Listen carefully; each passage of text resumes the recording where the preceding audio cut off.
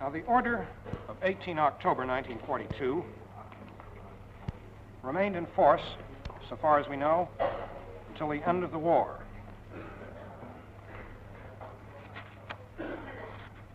I wish to offer 506 PS, which will be US 549.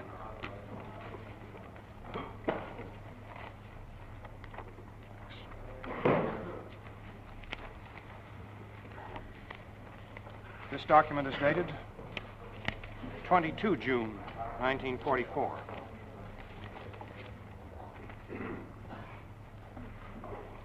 It's initialed by Varlamont. And in it, the OKW made it clear that the Hitler order was to be applied even in cases where the Commando operation was undertaken by only one person. I will read the single paragraph of the order. The operations staff agrees with the view taken in the letter of the Army Group Judge to the Supreme Commander Southwest of 20 May 1944. The Führer order is to be applied even if the enemy employs only one person for a task. Therefore, it does not make any difference if several persons or a single person take part in a commando operation. The reason for the special treatment of participants in a commando operation is that such operations do not correspond to the German concept of the usage and customs of land warfare.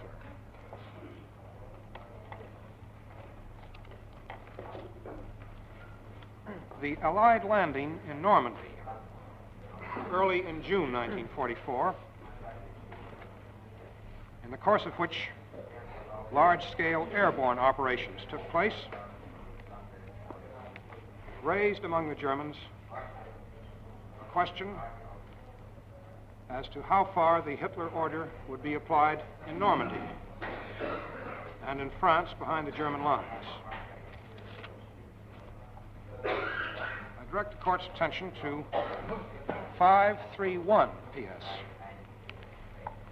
which will be US 550.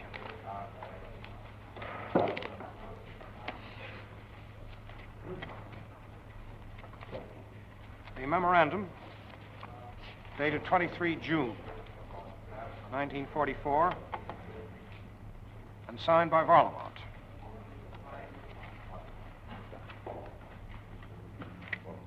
Varlamont's memorandum starts by quoting a teletype received from the Supreme Commander in the West, inquiring what should be done about applying the Hitler order to airborne troops and commandos. I would like to read a small part of that teletype, beginning at the beginning. Supreme Command West reports by teletype message, top secret, of 23 June 1944. The treatment of enemy commando groups has so far been carried out according to the order referred to. If I may interpolate, the order referred to is shown in the cross-reference to be the Führer order of 18 October 42. With the large-scale landing achieved, a new situation has arisen. The order referred to directs in para 5 that enemy soldiers who are taken prisoner in open combat or surrender within the limits of normal combat operations, such as large-scale landing operations and undertakings, are not to be treated according to paragraphs 3 and 4. it must be established in a form easily understood by the troops. How far the concept, within the limits of normal combat operations, is to be extended. Then I pass down to subparagraph D and read the first sentence of that subparagraph. I think you ought to read the latter part of C. Right, Your Honor. I think it is all summarized in the one sentence, but I'll read all of C. The last sentence is the one that I mean. Considerable reprisals against our own prisoners must be expected if its contents become known. Then continuing with D, the application of number 5 for all enemy soldiers in uniform penetrating from the outside into the occupied western areas is held by the Supreme Command West to be the most correct and clearest solution. Unquote. Accordingly, as is there shown, the Supreme Command in the West recommended that paragraph 5, which is a paragraph under which the orders for execution are not to be applied, should be utilized in the West.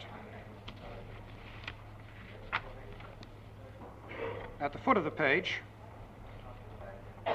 is the position taken by the Armed Forces Operational Staff, the recommendation they were making. 1,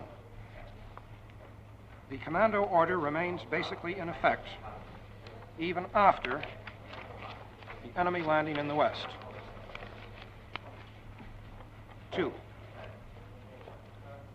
number 5 of the order is to be clarified to the effect that the order is not valid for those enemy soldiers in uniform who are captured in open combat in the immediate combat area of the beachhead by our troops committed there or who surrender. Our troops committed in the immediate combat area means the divisions fighting on the front line as well as reserves up to and including Corps headquarters. 3, furthermore, in doubtful cases, enemy personnel who have fallen into our hands alive are to be turned over to the SD, upon whom it is incumbent to determine whether the Commando order is to be applied or not. 4, Supreme Command West is to see to it that all units committed in its zone are orally acquainted in a suitable manner with the order concerning the treatment of members of Commando undertakings of 18 October 1942, along with the above explanation. The final document on this episode of inquiry is 551 PS, which becomes US 551. 551 PS.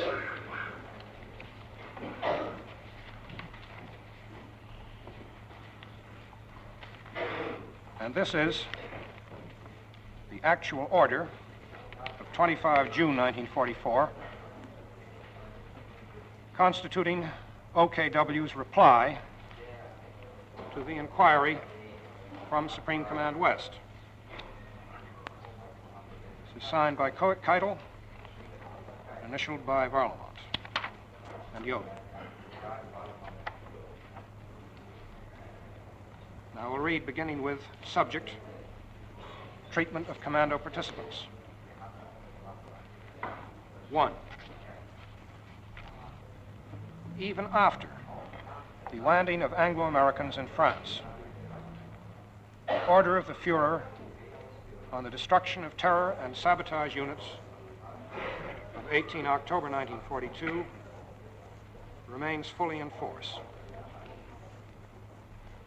enemy soldiers in uniform in the immediate combat area of the bridgehead, that is, in the area of the divisions fighting in the most forward lines, as well as the reserves up to the corps commands, according to number 5 of the basic order of 18 October 1942, remain exempted. 2, all members of terror and sabotage units found outside the immediate combat area, who include fundamentally all parachutists, are to be killed in combat. In special cases, they are to be turned over to the SD. 3, all troops committed outside the combat area of Normandy are to be informed about the duty to destroy enemy terror and sabotage units briefly and succinctly, according to the directives issued for it. 4, Supreme Commander West will report immediately, daily, how many saboteurs have been liquidated in this manner. This applies especially also to undertakings by the military commanders. The number is to be published daily in the Armed Forces Communique to exercise a frightening effect, as has already been done toward previous commando undertakings in the same manner.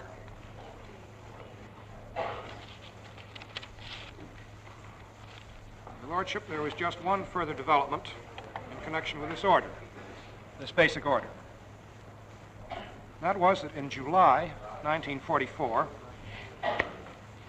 the question was raised within the German High Command as to whether the order should be applied to members of foreign military missions, with a special regard to the British, American, and Soviet military missions, which were cooperating with Allied forces in southeastern Europe, notably in Yugoslavia.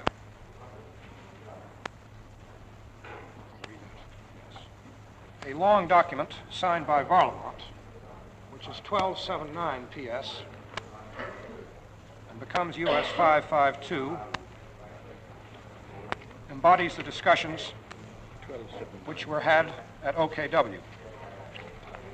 I think I need not read from this document, and merely wish to point out that the Armed Forces Operational Staff